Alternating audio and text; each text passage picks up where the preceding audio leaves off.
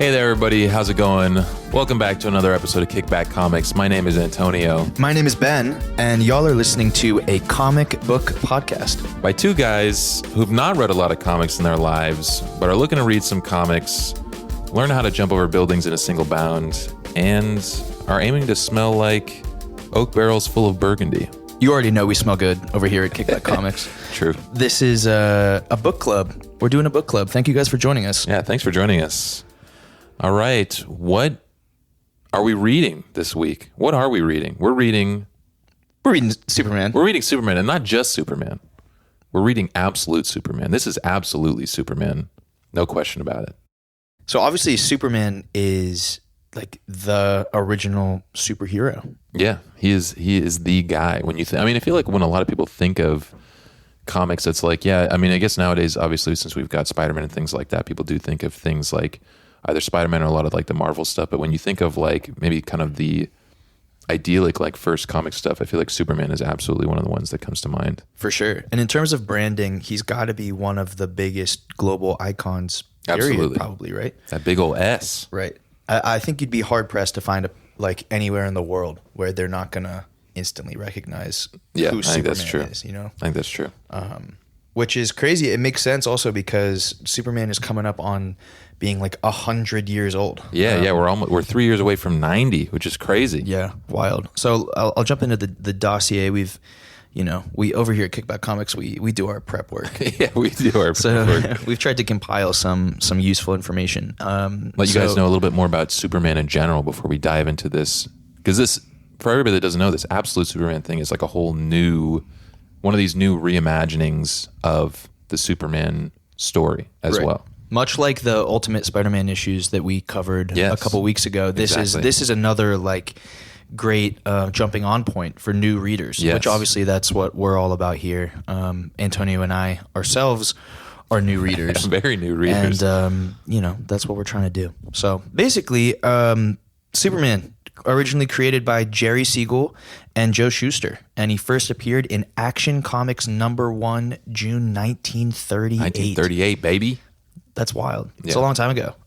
He was introduced as this, guy in spandex jumping over tall buildings in a single bound, bulletproof, picking up cars, all that stuff. We should Google real quick how much that issue goes for. Search Action Comics #1 real quick. Like, let me do it. Let's just see how much that original comic is. Let me see. Of course, I got to look for like the value. $6 million. Okay, there you go. A casual $6 million for an original issue of Action Comics #1. Superman obviously has existed for a long time and has just his lore and significance, only grows through each era and decade. So there was, between 1938 and the 1950s, that's apparently kind of known as the golden age of comics. He was a pop culture phenomenon. He was on comics, radio shows, animated shorts. A bunch of key elements were introduced, like the Kents, which are his adopted parents. The sort of prototypical story for Superman is he's from this planet called Krypton. Right. Krypton blows up. His parents put little baby Superman in a rocket ship. And they send him. They just shoot him out of there. He crash lands in like rural America in Smallville, and he gets raised by the Kents. Yes. Some other important characters are Lois Lane. That's his love interest. She's a journalist, co-worker of his at the Daily Planet. The Daily Planet is where Superman, in his secret identity, as works his day to day. Right. That's where he puts his glasses on, and everybody stops seeing him. Yep. He slouches and wears his glasses. Yep. Nobody knows. Journalism is sort of like one of the key components of the whole Superman story, which is really cool. And we'll get into the ways in which they incorporate journalism as part of the narrative in this absolute run. I guess in the Golden Age, this is when they introduce more of his powers. This is when he starts to be able to fly, X-ray vision, super speed. Superman's one of those guys who kind of has he's got it all. He's got all the powers. Yeah. He can fly. He is kind of super, actually, now that you think about it. Right. Yeah. His breath is ice. Right. He can see X-ray vision, shoot lasers out of his eyes, indestructible. They were just throwing powers at him. It's pretty sick, though. They all are pretty, now that I'm thinking about it, because we're just coming off of Dr. Manhattan and Watchmen, right? And it's like he is like a godlike figure in his ability to just change He really matter. can just do anything. Right. Anything. Superman isn't like that. He is like an individual. He Yes. just happens to be like the best possible, craziest version of like what a man could be. Yes, exactly. So then we jump into the Silver Age, which is sort of the 1950s through 70s. Just in this era, more characters get introduced. Supergirl. This is sort of when science fiction was really big in comic book storytelling. I think that was a trend sort of overall. So there was a lot more like time travel, multiverse, outer space, all that kind of stuff. Bronze Age, this is the 1970s through 1980s. This is when the Superman movies start. So the Christopher Reeve movies comes out in 1978. And obviously, as we know still today, once something gets a movie, that's when it sort of its pop culture significance just goes through the roof. Goes crazy. So I guess the 70s must have been a big, so. even more of a Superman is a household. One of those things name. that people definitely would have been waiting for. I mean, granted, obviously, like, movies just in general are becoming more of like a commonplace thing as time goes on. But like, can you imagine nowadays like a character coming out and waiting like 50 years for the movie? Right. I'm sure people were pumped. Right. And also, I mean, part of it is special effects, I think, which we sort of take for granted in our lifetimes. Obviously, special effects have come a long way even since we were kids. But at the time, I mean, how can you make a Superman movie where you have a guy flying? That must have even been a big deal in the 70s where they're like, all right, we feel like we can pull this off in a way that audiences are going to pay movie theater tickets to see this guy pretend to fly. Right. So that's probably part of it. I think that you're very right. Yeah. Let's see what else seems like important, relevant information. It says here also, this is the era when I guess Superman became less relatable and more like a godlike figure in human clothes or whatever, which I think is sort of an oscillation in the depiction of Superman in different media. Sometimes he's really depicted as, some greater being far above humanity, and then in other times it's his like connection and his humanity is actually at the core of what he's all about. So that's an interesting thing for us to talk about as we learn more about Superman. Then I guess the 80s through 1990s, there were just more storytelling, more comic really reboots. They just kind of they keep on like adding like a whole bunch of stuff onto this, and then we get to like, I guess, which is kind of crazy. The 90s in comics were, from what I've learned, were edgy. This was when edge time. This is like Spawn, which is something we've just been talking about. Spawn comes out in the 90s. He's like a super metal, edgy type character. A lot of like Spider-Man. This was the Ben Reilly era, he's like, basically everything got edgy. Right. Everything got armor and spikes and all this. And I think that also happened in Superman, where they had the death of Superman, I guess, in 1992. They had him die, which I guess was a huge pop culture event in the moment. Yep. Another thing is like Seinfeld. That's I was thinking about, like Seinfeld loves Superman.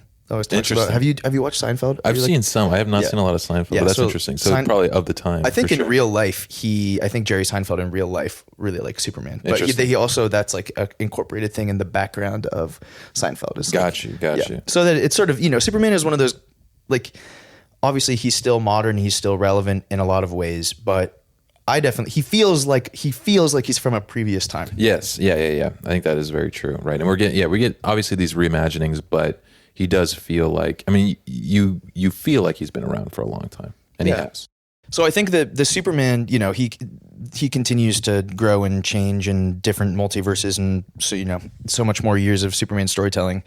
The one that was really relevant for people our age, I feel like, was the Zack Snyder Man of Steel reboot. Basically, this is when Marvel made the MCU, took over the world. DC was like, we got to do something. Right, we got to do it. So DC, and they did do something. They did. Much less successfully than Marvel in that original era. They were kind of rushing to get this huge like multiverse built out, and or not multiverse, just verse, like DC verse. Yeah. And they were, Henry Cavill was sort of our generation's Superman on the big screen, and he was great. I love Henry Cavill, but those movies are more contentious. They're just like very dark, very edgy. one of the things that's like in those movies when Superman fights, he basically levels a city. Like he's willing to destroy some shit for real. Right. It doesn't collateral damage is like not something that's on his mind. But now we've had the new James Gunn DC reboot is sort of ongoing right now. Superman has just come out this past summer. We saw it together. Yeah, we saw it together. Yeah, and Superman's just a nice guy, man. I loved that movie. Yeah, I think it was good. I think again, we talked about this kind of like on our own, but I think that movie is just also great for like kids because it's one of those things where it's like, classic like you stand up to evil, you be a good guy, you do the best that you can along the way, you save the squirrels, you save the little kids, you do the right thing, right? And I feel like that's like maybe what some of the other stuff maybe was missing in some ways. Yeah, well, they're certainly interesting to look at those two depictions in contrast with each other. That's all. There's so many video essays and stuff on like that are going to do a much better job than we can for more Superman context. Just run it in YouTube. Superman video essay. Run up those YouTube videos. I might do some of that tonight. Honestly, there's a lot out there. So this. Talking about the absolute universe, this is the new sort of DC launch. I guess there's an ongoing Superman continuity that I don't know anything about right now. This is like a side one. From what I tried to watch a YouTube video explaining the absolute universe, and I tapped out like 5 minutes in. Honestly, this is where it gets like obviously Antonio and I are huge nerds in our own way, right? But I don't know about this stuff, man. It's too much. They're like, and then Dark Side. I don't know who these people are. I don't know. The continuity is genuinely overwhelming. From what I understand, this is like a side universe branching off from the main continuity, and it has some essence of one of the big DC villains in it. Sure. So in like the creation of that universe somehow, and as a result, a lot of this storytelling has sort of a like darker, slightly more dystopic tinge to it. Interesting. And we're planning for the next couple episodes. We're going to do Ultimate Wonder Woman. The first Ultimate. Ultimate is the Marvel Ultimately, one. absolutely. See, even just talking about all this comic book stuff, it's so difficult to wrap our heads and our vocabulary around it. But we're doing Absolute Superman right now. We're going to do Absolute Wonder Woman next, and then we're going to wrap up with Absolute Batman, which apparently is really popular. It's like it's one of the best-selling things for DC. Well, it was like, it was even hard for me to just get this book. Right. And I picked all 3 of these trade paperbacks up at Comic-Con the other. Lucky you. Lucky boy. Yeah. So anyways, we're fired up to be reading them. It's for all of you guys listening as well. If you're interested in checking out some DC stuff, this is a great place. You don't have to...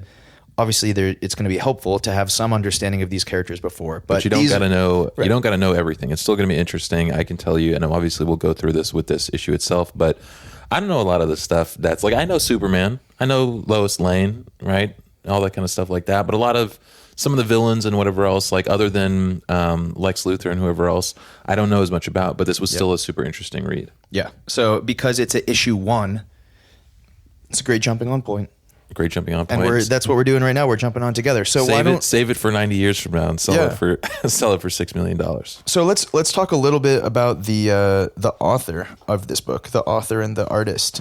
Yes. This is also in these runs. It's in the sort of modern, in contrast to our Watchmen read through.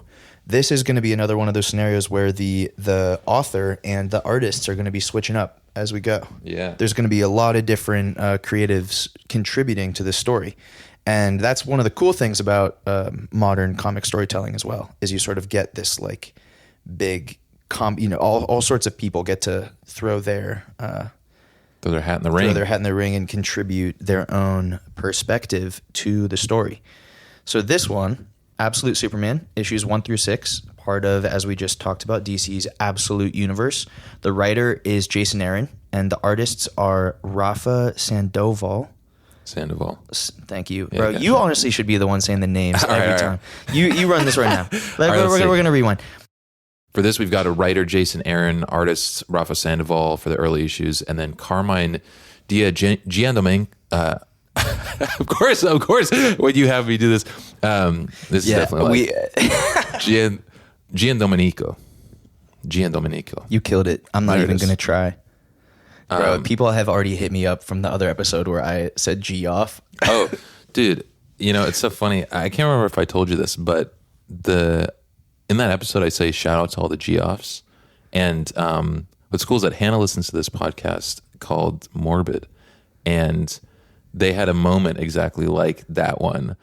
And they call their like fans G-offs. And so I say shout out to all the G-offs for anybody that has a weird crossover of our podcast and their podcast. Cool. They will know what that means. We got to tag them. Yeah, we should. Yeah, I just am too dyslexic for anything. All right, cool. So this run started in November 6th of 2024. So, ongoing. This is really recent. Yeah. And this whole arc is called The Last Dust of Krypton, which is issues 1 through 6 collected. We're reading right now. It's kind of like not the prologue sounds like it diminishes it, but it's like the setup. It sets up. It's giving us, the breakdown of all the kind of important pieces of this story. Who's who, why's what, and what's different about this to get us into this story. Right. And we're gonna get into a lot of what makes this different. But one of the just off rip main differences, instead of arriving on Earth as a baby and then being raised by the Kents, in this version, Superman spends his whole youth and adolescence on Krypton with his actual parents. Yep, exactly. And he arrives on Earth as like a young man. He's like a teenager or something. I think you're right. He's like a teen. But yeah, so why don't we jump into let's go issue by issue. We'll do a little bit of summary and talk about some of the standout things that we appreciated. Yeah, this is a really interesting one for a lot of different reasons. Obviously different in a lot of ways than what we last read, Watchmen. But there's a lot of this one's like, because it's so recently written, it's like parallels on. This is today.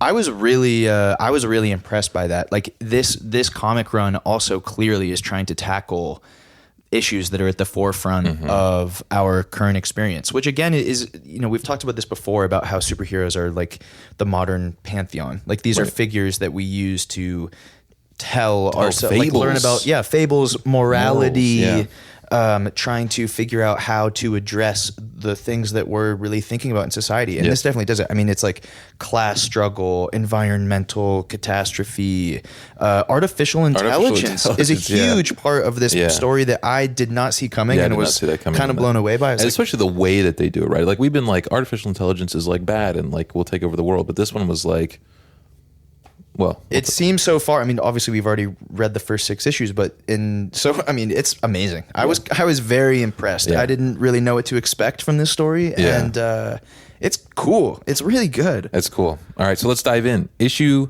number 1 of Absolute Superman. So Superman, whose name is, if you don't know, is Kal-El. His origin basically begins in the oppressed labor guild on Krypton, where his parents Jor-El and Lara-El are punished for challenging against the ruling Science League. After his dad survives a toxic mine collapse, he basically starts suspecting that the planet is kind of doomed. He kind of did some readings in this mine that collapsed and ended up finding out that some bad stuff is going on. On Earth, at the very least, we're kind of jumping in between different times here where it's about 15 or whatever years later.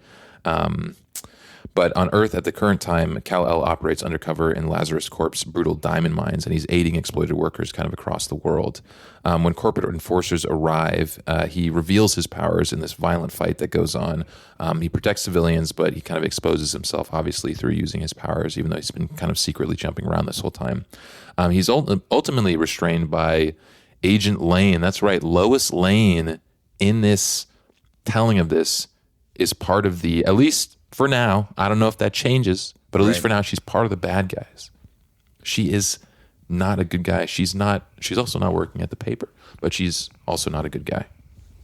Pretty wild. So kind of some of the things that jump out off rip here. One of the most interesting things off rip is on Krypton, right? It's a serious caste system. It's a serious caste system to the point where the Science League is at the top of this, the Labor Guild is at the bottom of this, and if you're in the Labor Guild, you're just like, you are just like trash. You're like a janitor, you're a miner. One of the things that's cool is the emblem on Superman's chest, like the big S. That obviously I think in the original Action Comics #1 just was S for Superman, but people different authors over time love to say, oh, well, that actually means hope on Krypton or whatever. Right. They do some kind of twist on it. And in this story, it's your cast marking, all the different people. And this goes beyond just, socioeconomic differences like upper class, middle class, whatever. It's like, no, you were born into the labor class and you're going to have apart from some kind of like there claims to be some type of way to jump castes, but as we learn, his parents were certainly not able to do that, even though they're both like brilliant scientists. They couldn't make it into the Science Guild for one reason or another. But yeah, so everybody with the S on their chest is a laborer basically, and then we see there's like these sun markings that make you a lot of the science. Right. Yeah, the Science Guild, right? That's the whole thing. But we get a lot of Krypton. We get to see their life on this planet. They're out they're sort of like farmers. I think Superman's dad is a miner. His mom is like a scientist making things rain so they can get the harvest going. Well, she's like, it's an interesting thing with her because it's like I think like is like she is like a scientist, but she also is just like she's like a mechanic.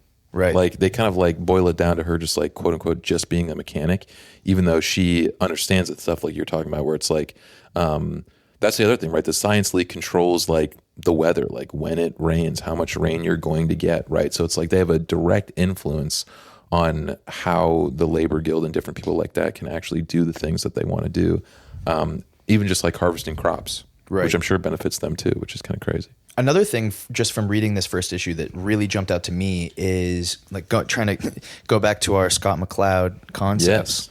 Yes. The panels, we just finished Watchmen. Most of Watchmen, as we talked about, was on like a very well thought out 3x3 rectangular grid, which obviously they broke in all sorts of interesting ways. But this is super modern comic storytelling, and they are being so creative and expressive with the way all the panels are laid out. Mm-hmm. The colors are amazing. There's so much like rich reds in this first chapter, and which really gives us like Krypton, like that's where we're at. And all the environmental sort of catastrophe stuff is this really bright green, which pops and contrasts against the red really well, going to some like basic color theory stuff.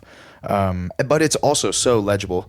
It's not confusing, even though there's all these crazy angles and the panels are overlapping and there's big splash pages and everything. They're just really, they're at the top of their game, it seems like, in terms of like, it's very readable. You're able to follow the text. It's pretty remarkable. Yeah, I totally agree. And I was thinking about this actually with like the time kind of jumping things that we got, like, cause we talked about in sometimes where in the Spider-Man stuff that we read before, there were certain times where it felt like a little bit like hard to tell exactly like where you were. It was like jumping around a lot. And I feel like this one actually, again, it's like a good use of time as like a storytelling technique.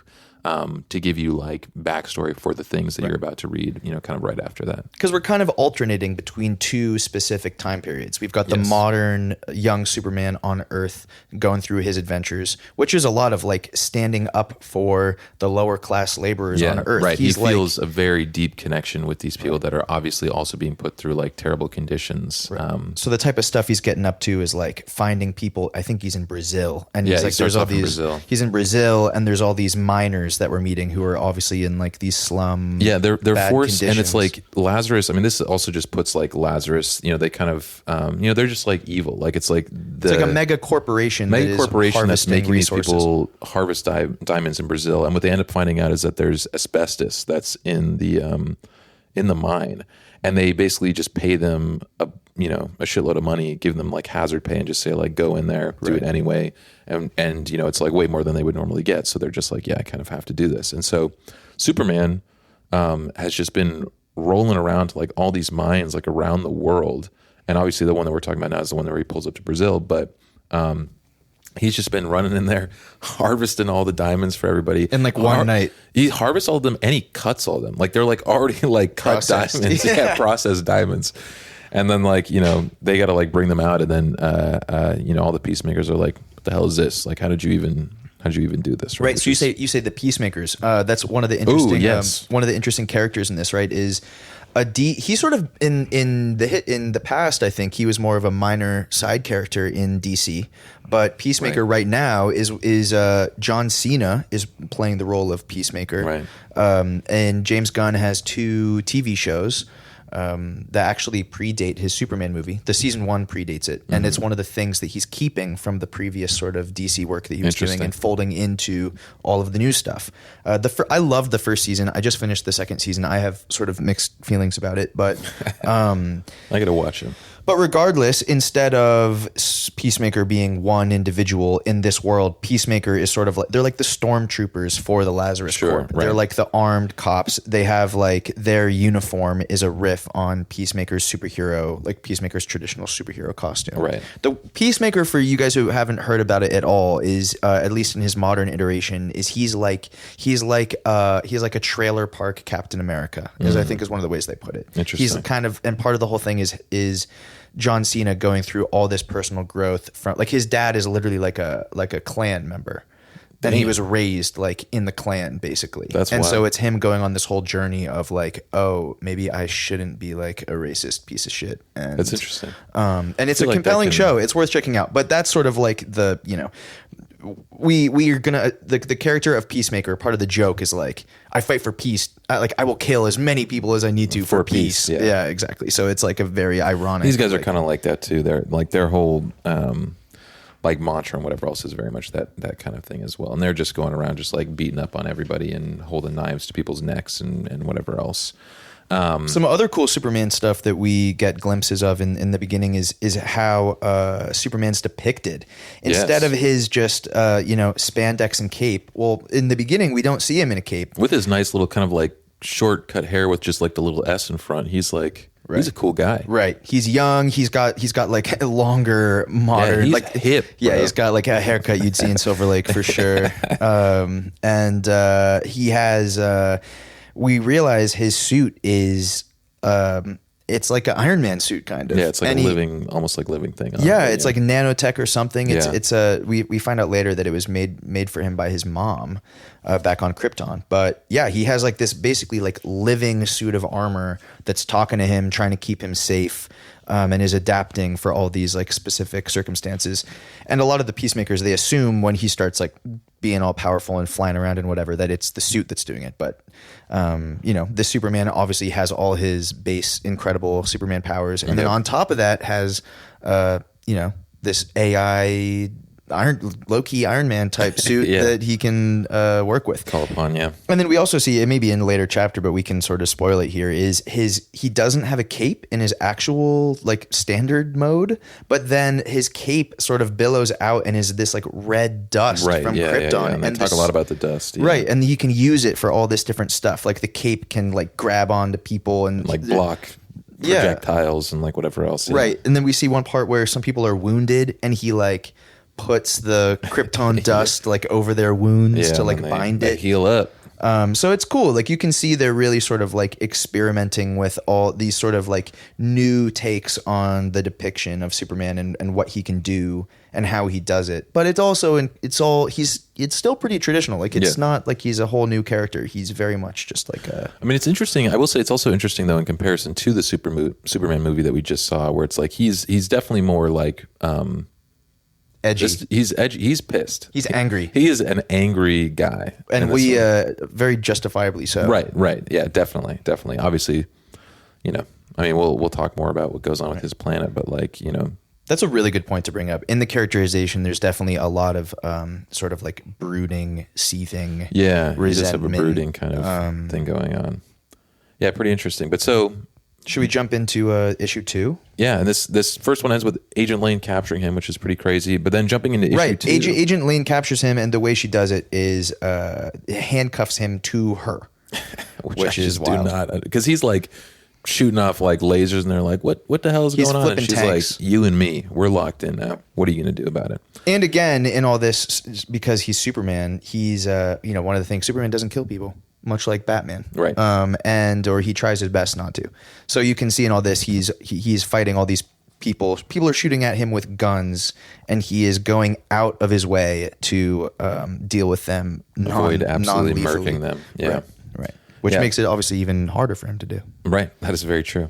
All right. So jumping into issue 2, this, for anybody that's like, I guess, read Superman before, some of this will be kind of like foreshadowing of things that you may already know about. But so we start with a kind of like shadowed figure that has these vivariums around that are seemingly like screaming and making noises. We also see a ruined Kent farm, hinting at kind of like his past, which we'll talk a little bit more about in a couple of these issues. And we see that, Kal-El and Agent Lane, they're still bound together by the Lazarus cuffs. They get basically the Lazarus forces, all the peacemakers just start shooting. Like, they're like, yeah, we don't care that Lois Lane is hooked up to you. They just start shooting at them. Superman protects Lois, or I guess Agent Lane as we know her right now, and the nearby villagers. And throughout this kind of whole like montage, Agent Lane kind of grows to respect him in a certain way. She still doesn't know him very well, but she starts to respect him.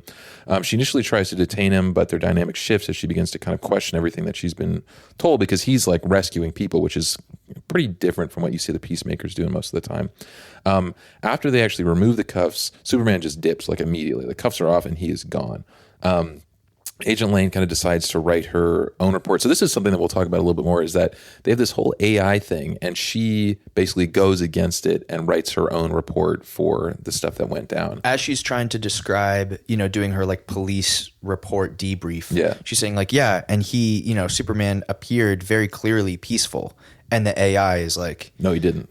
we hear your report saying he is Hostile. super hostile. Yeah. And she's like, no, he's peaceful. And it's like, heard, he is a violent enemy. Yeah. She's like, I'm writing this myself. Like, Right, it's yeah. clearly not listening to me. Yeah, and then we also kind of get these flashbacks of Jor-El and Lara-El, Superman's parents, kind of continuing to create their escape plan for Krypton because of what his dad had discovered. And kind of at the end of this, we also see all the Peacemaker soldiers just kind of like massacre some villagers. And there's a little bit of kind of interesting psychological stuff that's going on here that kind of connects with that AI piece there. So, I mean, I don't even know which one. There's so many kind of interesting things that jump out of here. I feel like one of the ones that you and I have already started talking about is this like AI thing. But the AI storyline is something that's getting addressed both in modern time in Earth and also in the flashbacks to Krypton. yeah. And we see that's a big part of the storyline. Like, part of the dystopic situation that was happening on Krypton is it's like the society clearly has created like a general intelligence. Yeah, the Luminarium. Right. And it is dictating sort of how all of society is running, and supposedly is working very well, but obviously we're realizing it doesn't. And Superman in his education on Krypton is sort of rebellious in that he wants to write all his own work. And his teachers and everything are kind of reprimanding him, going, who are you to think that you, like, why would you not just use prompts? Like, we're trying to teach you to prompt the AI. Like, it's not worth you writing your own essays. It has all of, and again, it's like a perfect, parallel to stuff that's going on nowadays, where it's like, why would you even go against the thing that supposedly knows like all of our knowledge completely? Like, why would you even go against it? That doesn't make any sense. And he's saying, nah, we need to be individuals. I'm trying to do my own thing. I'm gonna do my own thing. So part of the key plot development in this is, it sort of happened in the first issue, but whatever, we're talking through the narrative a bit loosely here. But his dad in the mines discovers that Krypton is basically like in an ecological catastrophe zone. The whole planet is dying. The planet is dying, and basically his dad realizes the severity of it is like there's all these different ecological stuff happening that like we can use an analogy for severe climate change results, like that over harvesting, ripping all the resources out of the planet, over mining, whatever, all this stuff. It's all parallels to the type of stuff that we're doing on Earth, obviously. So yeah, there's all this terrible ecological disaster stuff going on Krypton, and his dad is one of the people really sounding the alarm bells and trying to save people. Yeah, trying to save everybody. Noah's Ark type Which shit. is, very much like Noah's Ark type of thing. So in this issue, we're getting kind of some of the first important interactions between Superman and Agent Lane. He is kind of showing that he is Superman. He's a good guy. He's doing the right thing. He's saving people. He's saving her, even though she locked herself to him to try and capture him for Lazarus. Right. He he's going around basically saving all these innocent civilians. She decides not to kind of shoot him based on the stuff that he's doing, trying to kind of earn his trust. And we may have already said this, but he's not only going out of his way to protect Lois or Agent Lane, save all the civilians, but he's also trying to like not kill all of the people trying to kill him. Right. Like he's still like he's trying to be as like violently non-violent as he can be. Like not. He's trying to, flip tanks over and without killing everybody inside that tank and everybody that would be possibly under that tank. And I think one of the things that would be interesting to touch on here is a bit of her field report, and the fact that like she's originally trying to write this with the help of AI. Like everybody in this writes like everything that they're doing with the help of this AI system. It's the Brainiac system, and we'll talk a little bit more about Brainiac stuff. I mean, I don't even know that much about that stuff, but we know that like neither do I. I just know that's a bad guy. Yeah, it's a bad guy. That's why he's got a brain. That's why he's a Brainiac. He's got a name for it. Smart bad guy. Those are scary. Right, but so she is using this AI system to try and write her field report for this stuff, and she keeps on trying to kind of talk about Superman truthfully. Right, and the system is just not having it. Yeah, because as the here I can read some of that because the text is really good. So it's right at the moment where she and Superman manage to get the cuffs off,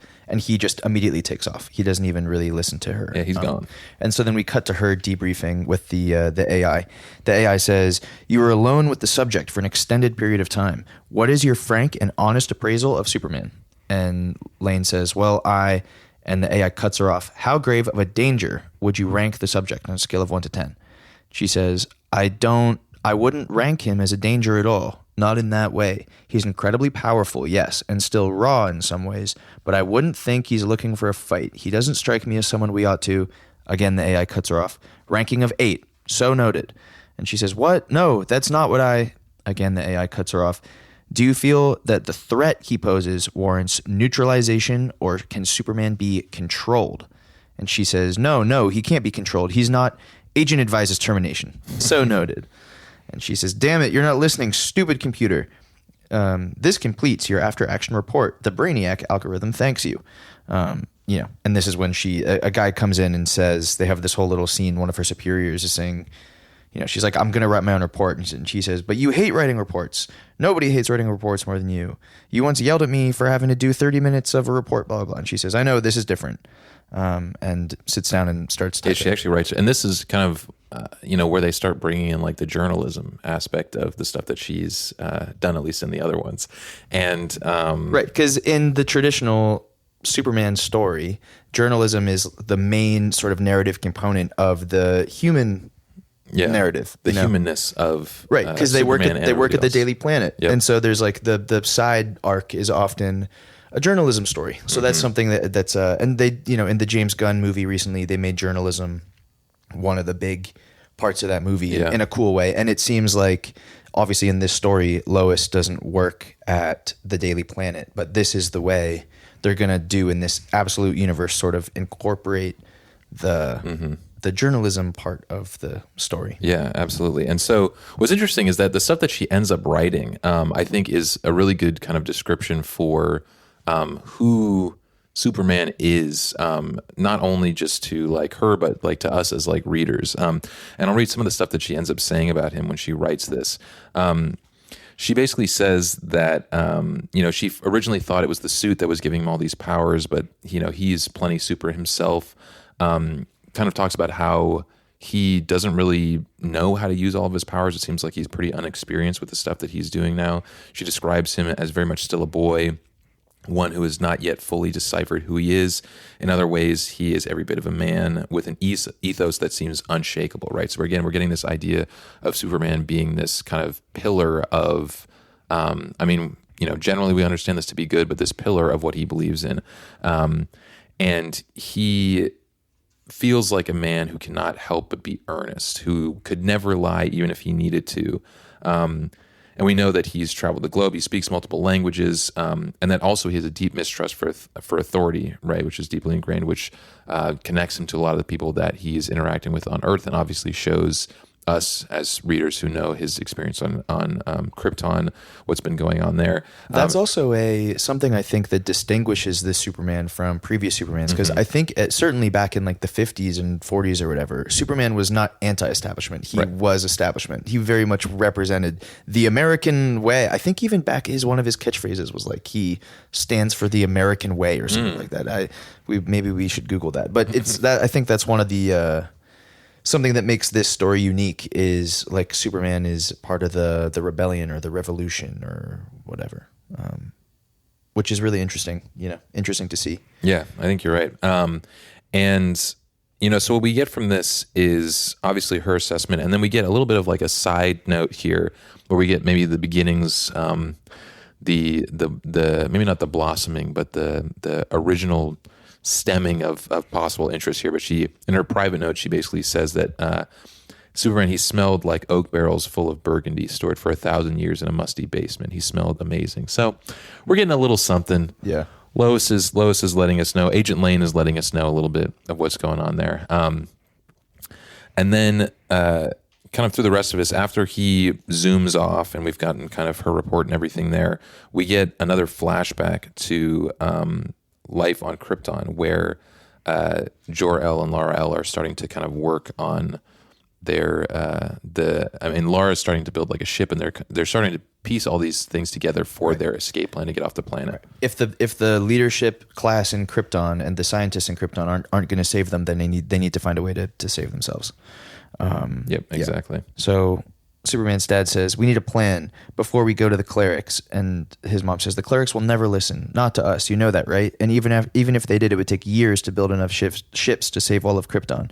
If I'm right, Laura, we don't have years. So we'll have to make them listen. They're scientists. They can't deny the truth. She says, you're a miner and a mechanic from the Redlands, and they're the Science League. The truth is what they say it is. So if they won't listen, then we'll take all the sunstone we can and we'll build a ship big enough to hold everyone we love. And then my love, will hold fast to each other, and with all the steel in our hearts and lava in our veins, we aim for the stars. That makes a great point. One of the kind of fun things that they do in the beginning here is that they talk about the people of the labor group are like the people of steel. Right. And one of Superman's titles is Man of Steel. Right, exactly. So we get some of that. And then we end with Lois finishing up her report. I guess we do actually see her called Lois Lane here, not just Agent Lane. But Lois finishes her report, and we see Superman actually walking kind of towards or out of Venezuela. And we see this red writing on the top of this sign that basically says, Lazarus means death, join the Omega Men. And later on, we're going to see at least a little bit of who the Omega Men might be. Right.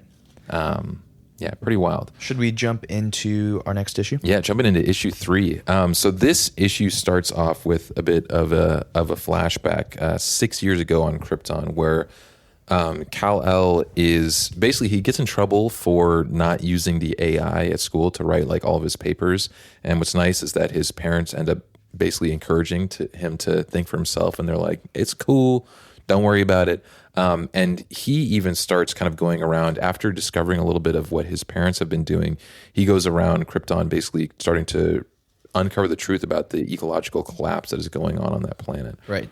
We see some more of their family life, right? Like that we see them, little glimpses of them doing a lot of outdoor activities. Like they're going hiking with his parents and their dog Crypto, who's like a super powered yellow lab in this version. We see a lot of Superman and Crypto like running through the fields, chasing squirrels, being in outside in the environment, natural environment, all that.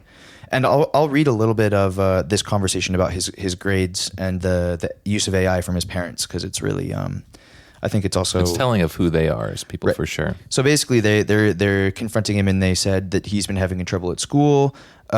She said, you've been refusing to utilize the science from the luminarium for your reports, and that instead you're writing them yourself. Cal, you understand that when you do that, you're challenging 3,000 years of Kryptonian tradition. And Superman says, I know, I can't help it. My words make me happy. They're just words. And his dad says, well, it's affecting your grades and getting you into trouble at school. And your mother and I, we've talked a lot about this. His mom says, when it comes right down to it, we really have just one thing to say to you, Cal. Keep it up. And he says, what, really? His parents say, I don't care what your grades say. You're the sharpest, most caring kid in the whole world, and we trust you to find your own path. We can't tell you it'll be an easy road going against the ways of the Science League. You know it won't, but you have to chase your passion in life. Kal-El, wherever it leads you. Do that with all your heart and at all costs, and I promise you'll be unstoppable. Yeah, man. Shout out to his parents. They're really like writers. They were just like, dude, I don't care if you suck in school. I don't care if you're good in school.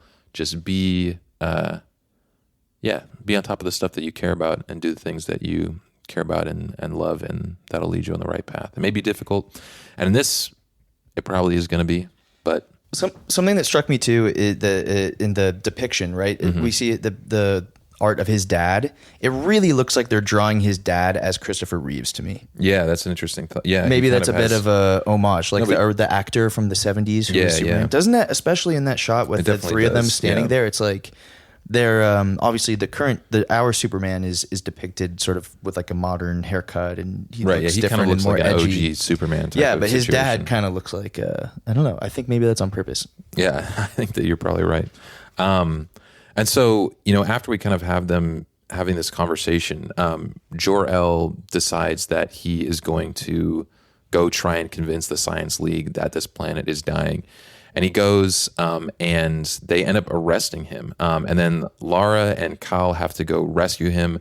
They try to expose the ruling class secret. Basically, they end up learning that the ruling class already has an evacuation plan. And if you remember what Jor-El said before, is that it would have taken them years to build enough ships, right? So they're already building ships. They've known about this for a minute, and they've just been hiding this from everybody. And even when they like arrest him and when they try and get all this news out, the Science League puts out like a notice that basically says, "Oh, it's just like gas leak. Don't worry about it. It's not a big deal." And not only that, like they've been building ships, but only enough ships for the 1% to get off planet. Exactly. Yeah. Only for the Science League. Right. No more. No laborers. And so his arrest, his dad's arrest happens to take place while Superman and his class are on like a field trip to learn about the Science League, and so he gets to see his dad getting dragged away and like tasered. Right. So he runs to his mom. Mom, what are we gonna do? They took Dad, and she's like, we're getting in. We're going to get. Yeah, we're going in. And then we get this whole scene of his mom just being like an absolute badass. She's got this homemade power armor. She's got this huge laser gun. Version, or like one of the first versions of what we end up like learning to be Saul, which is this suit that Superman has when he's on Earth too. Right. And again, we talked a little bit about this earlier, but it's his suit has an AI in it as well, but it's like more of like a companion role. Like it's a little interesting contrast. Like there's more depth to the depiction of AI. It's not, the book isn't just going AI bad. Like clearly there's going to be some level of nuance to it, because we're obviously meant to be mistrustful of the Brainiac algorithm and the AI that's leading them astray on Krypton or whatever. But clearly, it doesn't really give us any reason to mistrust the AI in his suit. Saul, it's like looking after him. It sort of seems like a part of his literally protects him from like multiple different things. Also makes him look cool, like he's got a cape and whatever else, which is pretty sick. So I don't know. That's just something for us to keep our eye on as we keep going. And also shout out Crypto. Crypto is also busting Dad out of jail along with Mom. He's like tackling guards and he's doing his thing. Doing his thing. Shout out super dogs. Yeah. And so they end up rescuing him. They have this really great scene where Lara-El is like fully in her suit, and it's like wrapped even around her head and whatever else, and she's just looking like super sick. And so after they break him out, they start, again, continuing to prepare for them to leave the planet. They just say, we're going to take as many people as we can, the people that we love, and try and just get out of here. And then also kind of towards the end of this chapter, we get a little glimpse of the hometown stuff with Martha Kent, who's in a Smallville kind of like old folks care home. And she's asking, saying like, "Oh, where's my angel?" Whatever else, asking about a son. And they kind of allude to this concept that she could have like Alzheimer's or something like that. But maybe there's more going on there than meets the eye, and we'll probably learn about that in the next chapter. But we can wrap up this issue with some more of the quotes from his family here. Some of this writing is really good. Mm-hmm. So basically, the best way to break the news to me is in the end they didn't have to. So this is his parents basically telling him the truth. They say, "Kal, we've been keeping an awful secret from you, something we didn't know how to tell you, but now we're out of time because, son, Krypton," and Superman cuts them off. He says, "Krypton is dying." And they said, yes, but Cal, how did you? And he says, you want to shoot me off into space to save me all alone wearing mom's spacesuit from when she was a kid, but I'm not going without you. And his parents hug him and they say, oh, Cal, you're an amazing kid. You're mostly right. We'd never shoot you off into space by yourself. By yourself. We're going together. And then we cut to this huge spaceship that his mom has been building. Crazy. Yeah. Like their own ark, if you will. And they say, our cousins, our neighbors, as many Kryptonians as we can hold. I only wish the ship was big enough to hold the whole planet. But the Science League wouldn't even see you, Jor. It figures they don't want to know. And he cuts her off and says, they know. They've been secretly building ships, pouring every resource they have into it. Enough ships to carry the upper class off-world. Only the upper class. They don't want anybody else to know that the planet, the entire planet, is done for. Which is pretty unbelievable. I mean, this is like evil, and this is definitely like a lot of parallels to like kind of what it seems like from stuff nowadays. And we're looking at Mr. Mars, we're looking at Zuck and whoever else that are building these bunkers, gigantic bunkers, right. Millions, probably billions of dollars that are going into these bunkers. And then everybody else trying to get off planet too. Meanwhile, reassuring us that everything's great, and they're just billionaires. They're just building these data centers, baby. Don't worry about it. Yeah, exactly. All that water consumption. Everything's it never ends. Don't worry about it. Don't worry about it. Don't worry about it. It's all good. All right, next issue. Yeah, jumping us into issue number 4 here. So with this one, Lois starts traveling around the world to a lot of different oppressed communities, kind of retracing Superman's path. As we know, he was kind of jumping around a whole bunch earlier. To all these different mines, I think, originally, helping out people. But she's been kind of retracing his steps there, hoping to learn more about him and stop him from being labeled a threat, like she was kind of trying to avoid when she wrote her own kind of description of what ended up happening. Interestingly enough, the workers at these mines do not want to help her. Even after she's like, oh, no, I'm not trying to like arrest him. I'm just trying to help him. They just do not trust her. And they think that Superman's wrath, his anger is justice for the things that they've been experiencing, and it's inevitable. And for whatever it is that she's trying to do, it's not going to stop what's coming to Lazarus and everybody else there. Meanwhile, we also have kind of an interesting psychological scene with this Peacemaker Smith, who I guess is kind of the Peacemaker, at least in the show. But in this case, he's one of the members of the team. Peacemaker Smith is basically manipulated by the Brainiac algorithm, the AI, and sent back into the field, even though he's kind of already traumatized from stuff that he's done. Lois also talks with her dad, who we end up learning is a retired general, and he's basically just like, oh, you just got to be out there fighting. We even learned that he like showed her this clip of like one of the members of their army or group or whatever else, like getting killed by somebody when she was like 12 years old. He's been trying to kind of radicalize her since then. But then Lois is also confronted by members of this Omega Men group, which we kind of saw graffiti pointing to. One of the members of that is Jimmy Olsen, who's somebody that we recognize as kind of, who some of us at least recognize as working at the paper from some of the movies and other stuff that maybe you guys have read. He kind of believes that Lois can be helped and turn to the good side. We also see Omega Prime, who's a part of the Omega Men. I don't know who that is, but she seems to be connected to Lois's family somehow. She tells her to call her like Primus, saying that they kind of like know each other.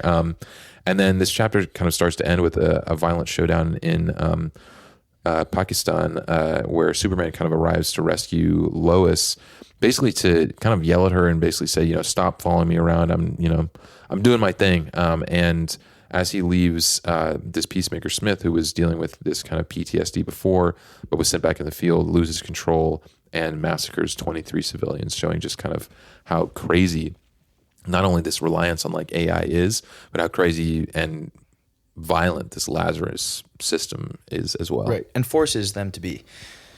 Let's jump into a few things. There's a lot of things that go on in this chapter, for sure. We open with excerpts of, Lois's interviews with all these different people who have encountered Superman. And we see there's like a woman from India, a man from Botswana, someone from Brazil, Belarus, Mexico, Vietnam, all these sort of downtrodden, Egypt.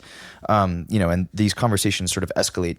But here by the end, it's they're talking about looking for Superman. They're saying, you were struck by lightning, Agent Lane, and now you cannot help but chase the storm. Mm-hmm. I went looking for him as well after he saved me and my family. Then it cuts to, this is cutting between different people, all sort of saying the same message. After he saved me, I searched for him. Still nothing. I couldn't find him. I couldn't find him, and neither will you. He's a whisper who walks among screams. He sees all, children in cages, families clinging to rafts, grown men weeping on the factory floor.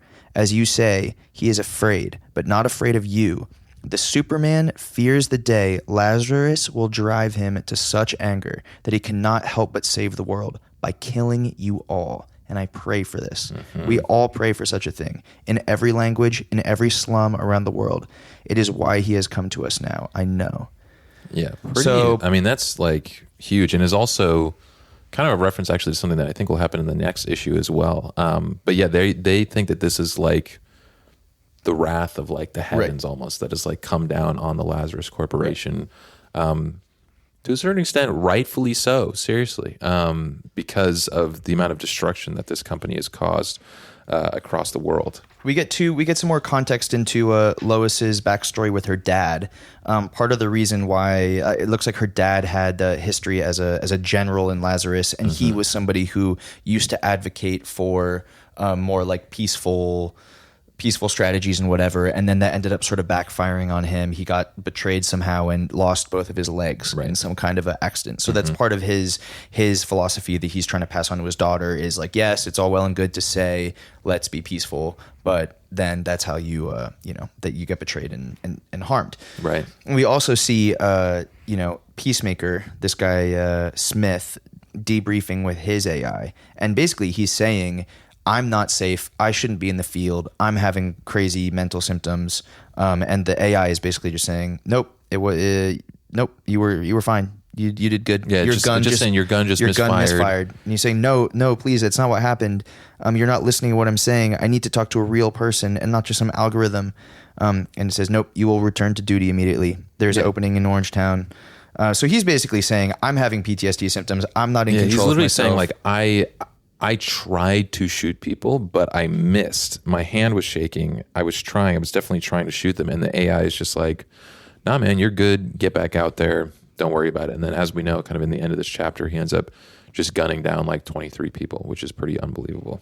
Is there any other sort of like noteworthy things in this issue? Well, I think we get this kind of interesting thing with the Omega Men, right? They kind of show up and they're trying to convert Lois to whatever their cause is. I mean, there's a lot of stuff that we just do not understand yet, and even actually by the end of these 6 issues, we do not understand about the Omega Men. Right. They're like they're like a resistance group, right? For Lazarus, they're sort of they're one battle after another. Yeah, and Omega Prime is looking super sick. I didn't even realize she's got a sword too. She's got like a shotgun and a sword on her back, which is pretty crazy. We also meet another traditional sort of recast Superman character, right?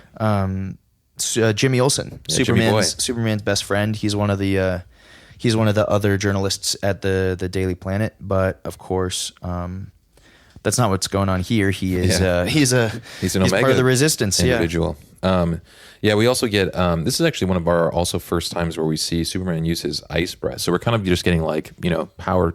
Not like power creep, but the power's creeping up. We're seeing all the different stuff he can do. Yeah, and it's interesting because again, it's like he can kind of control it, kind of not. He's like really, he like freezes like I don't even know, like 10 of these Lazarus guys completely, and then we end up seeing that Primus, I guess, right? So Omega Prime is trying to convince Jimmy that Lois can't be saved or what else, and Jimmy's the one who's really holding on to this. And he believes that Lois is starting to realize that she's actually on the wrong side. And I guess we'll see if she does end up figuring that out. But this last scene with the massacre is kind of perfectly what leads us into issue number 5, which starts as Krypton is totally collapsing. We get this flashback where the L's are fleeing with as much of their community as they can carry aboard a homemade ship.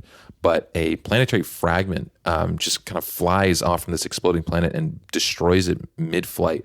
And we see, like, everybody has their suits on, which are also kind of like part of the ship, but it gets destroyed. And then everybody has their own little ships, but there's so much, like, debris that is flying out from this exploding planet.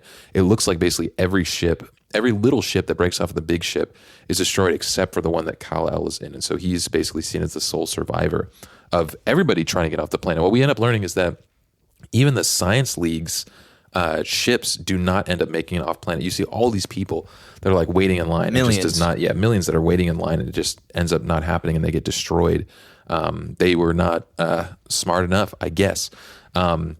And then in the present, we end up seeing Kal-El, who is completely enraged and angered by the massacre that's happened in Pakistan at the hands of Peacemaker Smith. And he basically storms a Lazarus facility in search of Smith, nearly succumbing to like the vengeance and the anger that actually these people that we were just talking about in this last chapter were kind of thinking that he would.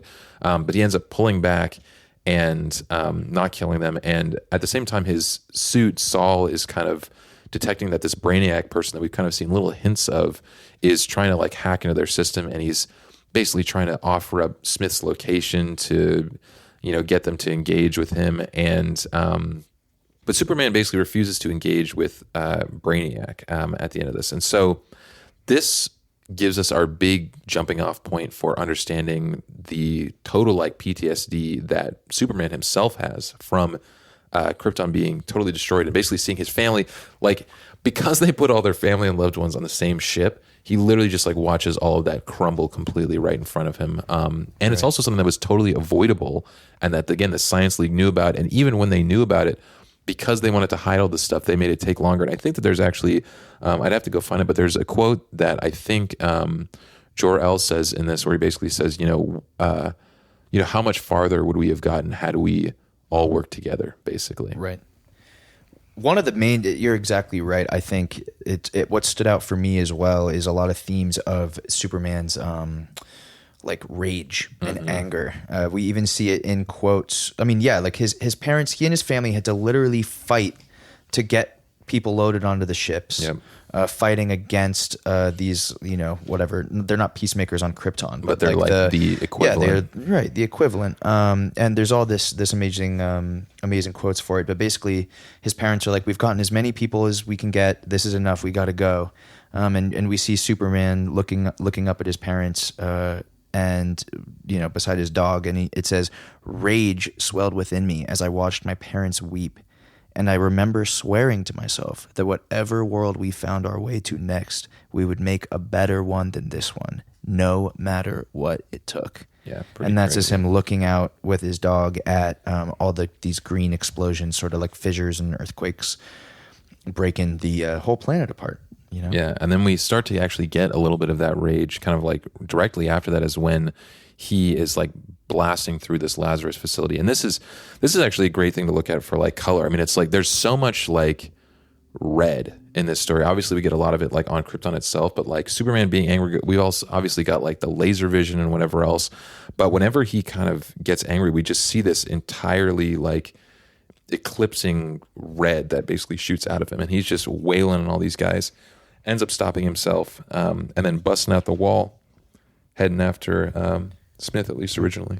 Because it takes, he's so powerful. Like, it takes an enormous amount of self-control to not be killing all these people. It's really would be easy for him. Right. Yeah. It's pretty unbelievable. But which it keeps highlighting. And then, as you mentioned, we have this absolutely traumatizing scene where they're all in the ship. We have this sort of moment of hope.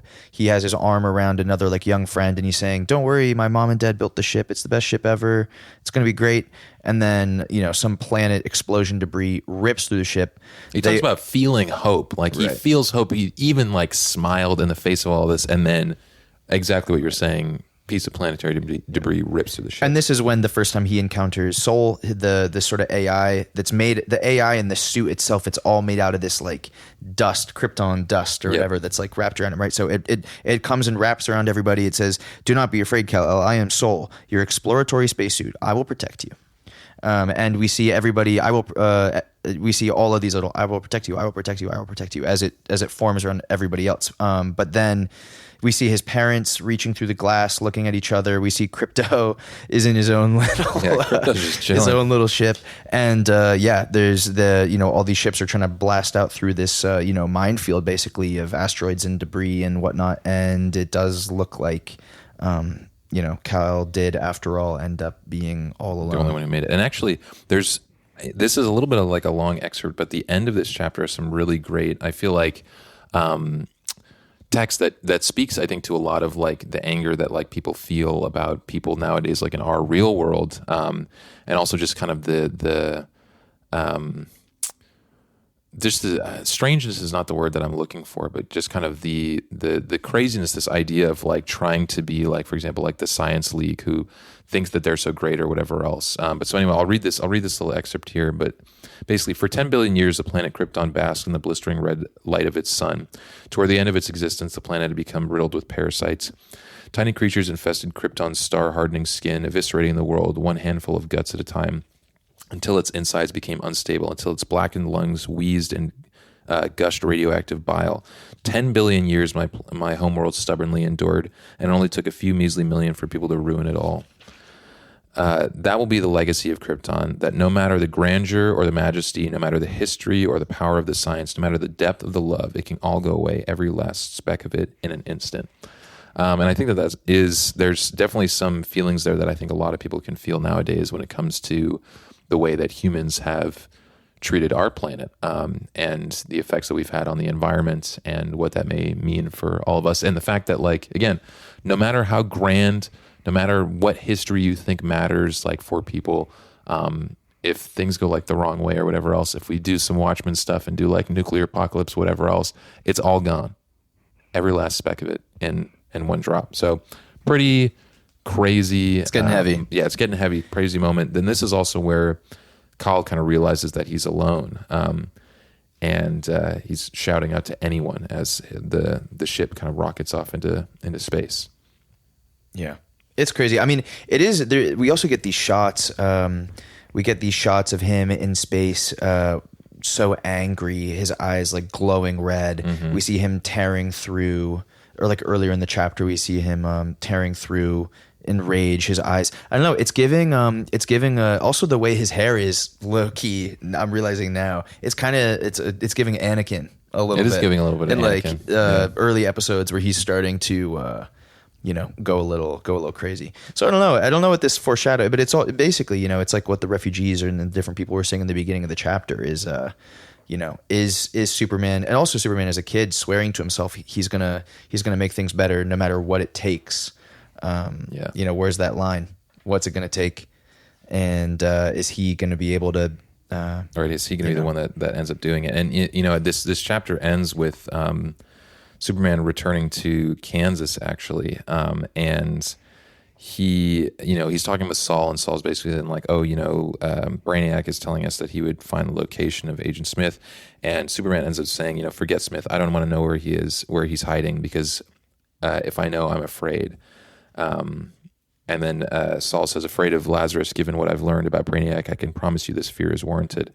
And then Superman says, no, if I get my hands on Smith, I'm afraid of what I might do to him. Right now, I just need to be alone. And mostly I need to be reminded, Saul, of home. And then that's him heading towards Smallville, Kansas, which leads us into issue number 6. Final issue of this first group of issues here. So 17 months. It took him a year and 5 months after Krypton's destruction. Kal-El is in the spaceship still. They've got, I guess, like sustenance bags that are just like coming out and like feeding him based on what Saul's doing. It's a long time to be in solitary confinement. Yeah, it's a long time. And so he's hopeless and grieving, and he basically says, Saul, let me die, fly us into the sun. But right then is when Saul basically discovers that a habitable planet, Earth, is nearby. They end up crash landing in drought-stricken Kansas, and Kal-El is taken in by the Kents. Definitely Martha Kent, more than I think his name is Jonathan Kent, at least in the beginning. But she sees him as a miracle. I guess that I think had maybe like lost babies or something like that before, and so he's definitely a special thing. He ends up healing and bonding with them, and he begins to adapt to Earth's environment. And Saul even helps him kind of speak the language, and even. What's interesting about this too is that they also control the rain. Lazarus controls the rain on Earth in the same way that the Science League was controlling the rain on Krypton. The point for this is that the situation that the Kents are in is really simple. Like their farm, it's a comparable scenario to what life was like on Krypton with his parents. It's a little bit of a similar setting, like big fields, far away from the city. All that. Yeah, exactly. And the imagery of his crash landing is crazy. It's intense. It's like he's like burning up on. Right. There's also like him, like even when he's coming from in space, actually, he's like burning up on like re-entry. Right. And this shot looks like you see all of the debris and everything that like his suit was the ship. It all is being absorbed into him and he's screaming and he's got these like red, almost demonic like looking wings. Yeah. He really looks like a, the way they interpret it is he's like a fallen angel of some kind. But again, there's a lot of red and fire for that's a very, And they talk about lava. It's a scary angel. It's like feeling like I can't remember if it was him or Jor-El who talks about this, but they talk about the idea of like, feeling like lava in my veins. Or lava in your blood. Else, right? Steel. Yeah. It's like steel in our bodies of steel and the lava in our blood. Yeah, exactly. But so we see Martha and John Kent take him in, and there's actually this like hilarious like quote here that comes, but basically, so he's saying that Saul would be silent for weeks. Saul is kind of like recharging. He's drifting in and out of consciousness. Every part of me afire. And Jonathan Kent says this thing: 160-degree fever. That ain't even possible. What are we supposed to do when he dies? Whatever else, which is so crazy, right? They're starting, I think, to realize that he is definitely some different something that's going on. But so he's kind of like floating out of bed. He's like raging with like his superpowers like every now and then, and they're just taking care of him. And Martha's doing a lot to just make sure that he's okay. She's like, he's going to pull through. Don't worry about it. And then when he eventually comes to, he busts out of the home and runs out. And this is also kind of an interesting break for the type of panels that we're getting. Obviously, we talked about how there's a whole bunch of different stuff that we're seeing kind of throughout this that's different from what we had read with Watchmen last time. But this is an example when he does kind of break out of the house, where we get these panels that are not just obviously left to right like we're normally reading in these, but they stretch across both pages all the way. And so we get this full kind of scenery aspect of what's going on. And it's interesting. This is where Kal-El basically talks about how Kansas feels like home to him. It feels like I'm back in this like arid, dry farmland that feels like exactly where I grew up. That's a million light years, and somehow impossibly I was home. Yeah. That's amazing. That's a great, this page is incredible. It is really beautiful. The sunset, the landscape, the way that they exactly like have it like a splash page, but the panels are all extended. It gives you that feeling of like how vast it's in Kansas, right? Yeah. I'm pretty sure. Yeah. It's really cool.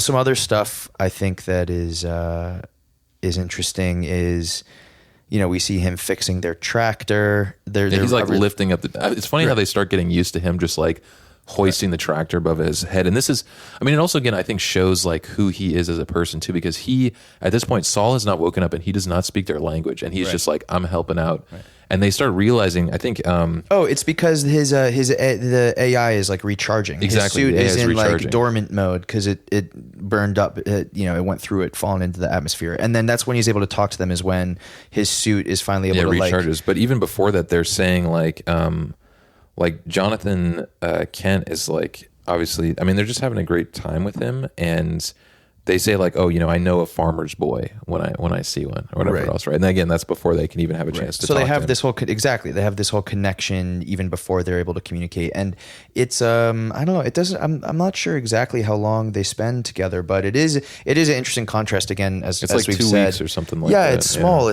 It's like within the span of a month or something, but it's which is a big juxtaposition to traditional Superman stories where he is raised by them from infancy, but obviously they still have a big impact on each other's lives. Another little noteworthy thing here is the reason everything goes to shit is somebody reports them to immigration. Yeah. Which is I don't know classic. Who that someone calls, shitter is in that car, but they call up immigration violation. Yeah, when they pull up, and that ends up there's with an undocumented Lazarus. Visitor on the farm. Yeah, Lazarus pulling up, but this is one of the moments where. Again, Superman just being a good guy, he takes out all the drones that are stopping the rain from coming to the Kent's farm, and it rains for like 3 days and whatever else. But yeah, then we get this guy who basically calls immigration, and then we've got the peacemakers. We got basically ICE shitters showing up, and they go completely to take Kal-El, and Martha and Jonathan are screaming, basically saying, get off, get him. Oh, it's interesting because I think that they start. It's funny. There's this little quote where Jonathan's saying, "You Lazarus goons, get the hell off my," and it seems like, this is one of those moments where he's about to say like son or something like that. And then they start pulling away, and Kal-El is fighting against them. Obviously he's way stronger, and he's like, get away from me, tell them, he's telling Saul to basically tell them like who we are, tell them about Krypton, tell them that we have nowhere else to go. And then Jonathan and Martha basically say, please, that's when he says, son, please go, right? Right. And then he's isolated. This Superman is by himself. So he said, I spent months weeping for Krypton, for everything I'd lost. But that day the tears were different. I wept for the world I'd found, the one I could already tell I wouldn't be able to save. And more than I had the last. For almost 5 more years I would run to other farms far away, to factories and mines, cities where the people were piled on top of each other like trash, and islands where you could stay for days and never see another soul. But nowhere stayed safe, not for long, and no place felt so much like home as the home that might have been. Crazy. And we get this great, this is a super cool shot of him. He basically ends up like blasting off. When they tell him to go, he does not go with the Lazarus goons, of course. He just shoots off into the sky, and we get this crazy like red bolt that breaks up the clouds and looks super, super amazing. We've got the Lazarus guys. Holy hell, he's flying, or the subject is airborne. No, not in a plane. And then this chapter kind of ends with us getting kind of the interesting next steps. This is like such like the end of this is like a crazy cliffhanger. But we get first, Lois is showing up in Smallville, about to go harass Martha Kent, probably about like what she knows about Superman, saying that she's a friend of the family and whatever else. And then we also get a flash of the Nevada Desert Lazarus Corp Research and Development Center, where we're seeing kind of like the smile of who seems to be Brainiac, and basically saying, Agent Lane is quite the dogged investigator. She's barely required any coaxing on my part, just a nudge, really. And it's this back and forth, and we don't see who Brainiac is talking to, but obviously we get that there's this, I don't know if it's really like a conspiracy, but this orchestration that's going on of right. Which we're realizing it's like up until this point we've thought Lois is rebelling on her own and sort of going off, but now it's being made clear to us that she's even being manipulated into doing what she's doing. Like she thinks she's being a little bit in rebellion, but she's absolutely not. She's part of the machinations of Brainiac, or the Brainiac algorithm, or whatever. We'll learn more about what that is. And so we end up seeing that there's this figure that ends up coming out of what seems to be this Lazarus pit. It says Lazarus pit deactivating. And so it says, so say we all, salvation is close at hand for billions upon billions. Once the Superman kneels at the feet of his holy father, Ra's al Ghul. And we get this crazy thing of Ra's al Ghul climbing out of the slime of this pit. He's in like a loincloth. Looks very intimidating. Yeah. There's all these weird robot people looks like they're worshiping him around him. Right. And you know what I almost forgot is that Jonathan Kent mentions about like saying that like, they can like, I think Martha Kent's like saying, they sometimes like can control the weather, and Jonathan's like, no, they can't actually do that or whatever else. And we end up finding out that there are drones controlling that. But I think that Martha even mentions that there are stories of Lazarus having like a de-aging pit, where like you get like it's like a eternal life kind of pit, and it makes me wonder if that's what Ra's al Ghul is coming out of. Ra's al Ghul, I don't know that much about him. I do not know much about him, other than again like thinking of like those Bane scenes from the Batman movies, where it's just like trained by Ra's al Ghul. He's it's Liam Neeson in that first Batman Begins or whatever. Yeah. And he's one of the guys. He's like a traditionally Batman villain, right? As far as I understand it. As far as I know, for sure. Which is cool. So it's like this, and this concludes our 6 issues here, right? And this is sort of like all of the setup is there. We sort of understand the background of Superman's origin. We understand what makes him different from the traditional Superman. We see what his plight is, what he's up against, all that, and then it sort of ends with this cliffhanger of another larger villain. And what a solid, interesting, engaging little and really just setup it just here. felt like I feel like every time that I was reading each of these issues, I was just like, wow, this feels like, I feel like I'm literally just reading like a story about now that just has like superheroes in it. Right. Which is, I don't know. It's really sort of inspiring to see artists able to tell, and it's still fun and cool, and Superman and it's not like, it's not preachy. It's very different from Watchmen. Yeah, it's not preachy. It's not quite as pessimistic, but it still is, allowing or forcing us whatever to engage with these ideas and all this stuff that's actually very relevant to all of our lives and future generations, all that stuff. It's also kind of crazy how like this type of thing, like all, you know, throughout like all of history, this whole concept of like, oh, the AI, like whatever else, right, has always been like science fiction. And now we're here to where, again, like reading this thing that like should be like science fiction, a lot of it is just like not. That's a crazy anecdote. My grandpa, I remember him telling me like forever ago, when he was young and a kid and other people were into comics or sci-fi and stuff. And he said he was never as interested in those because the concept of a man in outer space was just like silly and outlandish. Right, he didn't really relate to that type of media. And then over the course of his life, seeing people go to the moon and how that made him like, I mean, I don't think my grandpa ever really got into sci-fi stuff or whatever, but it was the way, what you just said really reminded of something he said years ago to me, and it is true. It is like, we're increasingly, living out these crazy sci-fi realities. Yeah. You can feel our transition into, I was talking about this the other day when we were driving, and there's all those little cute delivery robots and stuff going around in little LA. Like delivery robots that and they're just, like, great. roaming the streets. They're delivering your 7-Eleven snacks. They come up to you and ask you to press the crosswalk for them so they can safely get across the street. Hilarious. And we also have like the self-driving like Waymos, cars, Waymos and whatever else. It's wild all happening. World. We're not far. I mean, dude, like R2D2s are right around the corner. C3PO's not too far behind.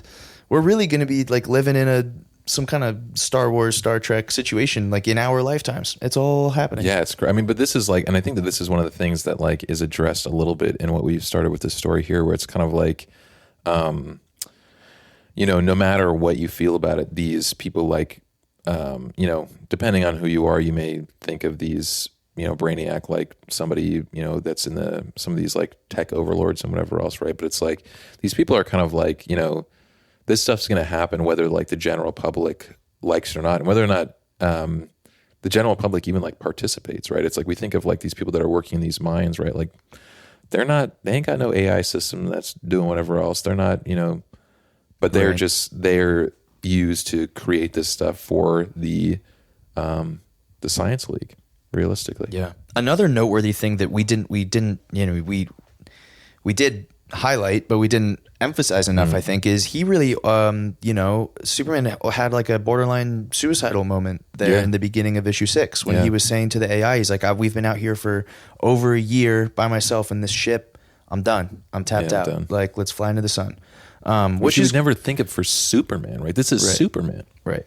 So there's a lot, depression, survival. We also had like found family stuff going on. It's all about corporate exploitation and,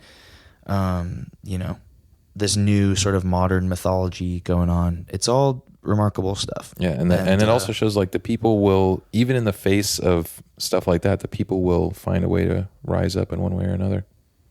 Wow. Yep. It's a lot. I mean, yeah, what a cool story. I mean, the major stuff, right? We've got like classism, labor stuff, environmental stuff, AI, propaganda, natural disasters, ecology. It's the sort of it's hitting amazing. Close to home. It's hitting close to home, and it also has like such a clear vision. I feel like what they're setting out to do with this new Superman story, and it's I'm really excited to see where it goes. I'll probably try to keep reading it, and we're gonna I feel the same way. A thing that's gonna be cool that we're about to have for the first time on Kickback Comics is we're gonna move into some of the sort of lateral storytelling that happens in comics, right? So we just finished Absolute Superman. Next, we're gonna cover Absolute Wonder Woman, and then we're gonna do Absolute Batman. We're going to do the first 6 issues of all of those, and what's interesting is so they're all in the same setting and they're all occurring probably relatively simultaneously. Yeah, I mean, who knows? Maybe that's why we're seeing Ra's al Ghul. Who knows? Right. So all of these different, we're going to get an idea of what this setting means. We've gotten the idea of all this for Superman's perspective. We're going to understand what all this means from Wonder Woman's perspective. We're going to understand the same sort of scenario from Bruce Wayne, Batman's perspective, and then obviously those are all going to maybe combine. And I'm sure maybe we do I don't even know what it's called, but maybe there's like a Absolute Justice League or something. I don't even know if that'd that be crazy. happened I yet, mean, we'll but see. Yeah. maybe when it comes out, we'll If read you that guys too. know, tell us. Yeah, please drop a comment down below. Drop a comment down Like below. and subscribe. All that good stuff. All right, man. I think, join us next time when we read Absolute Wonder Woman. And thank you so much for listening to us talk about Absolute Superman. Yep. Cheers, everybody. Cheers. We appreciate you all. Thanks. Peace. Peace.